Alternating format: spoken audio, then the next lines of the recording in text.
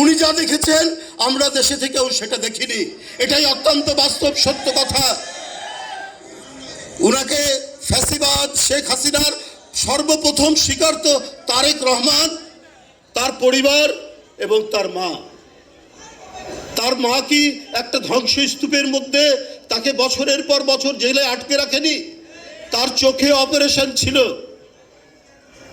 তিনি 2017 কেবল তিনি চোখে অপারেশন করে এসে যে ভাবি এখানে বসা আছেন, তিনি ডাক্তার, তিনি জানেন সেই চোখে অপারেশন নিয়ে ওই ধ্বংসস্তূপের জেলখানায় চারিদিকে ধুলো উঠছে, বালি উঠছে, সিমেন্ট উঠছে, ওরই মধ্যেই তাকে থাকতে হয়েছে।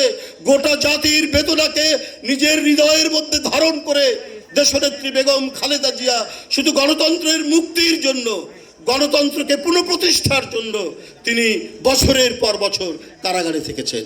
গোটা জিয়া পরিবার এক ভয়ঙ্কর ফ্যাসিবাদের নিপীড়নের মধ্যে, এক ভয়াবহ অক্টোপাসের জালের মধ্যে বন্দী থাকতে হয়েছে তাদেরকে, এবং তারা থেকেছেন আন্দোলনের মধ্যে দিয়ে মাঠ প্রস্তুত করেছেন।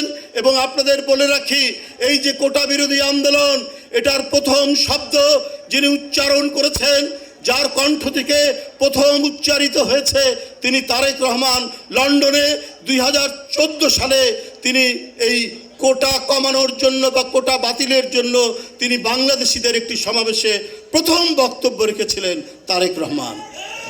যে পথ বেয়ে 2018 সালে কোটা বিরোধী আন্দোলন, এবং সেটা ক্রমান্বয়ে এগিয়ে গিয়ে জুলাইয়ের আন্দোলন, 5ই আগস্টে ফ্যাসিবাদের পতন।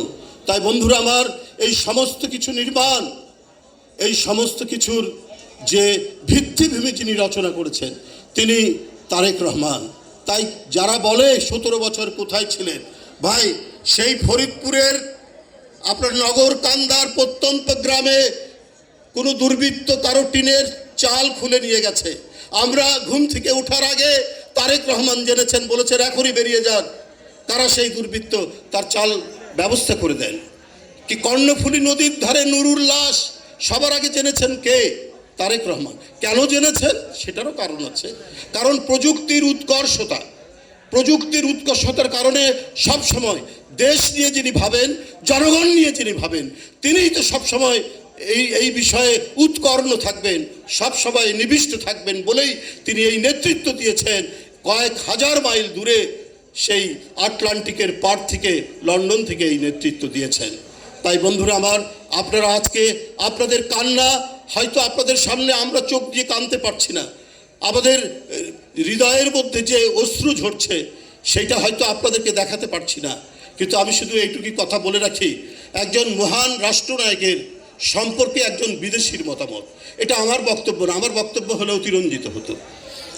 তিনি তার একটি বই লিখেছিলেন বাংলাদেশের উপর স্টাডি করে, তার নাম হচ্ছে James J Novak, reflection on the water, জলে যার প্রতিবিম্ব এর বাংলায়। তিনি বলেছেন যে 75 সালে একজন জাতীয় নেতা মারা গিয়েছিলেন, হত্যা করা হয়েছিল।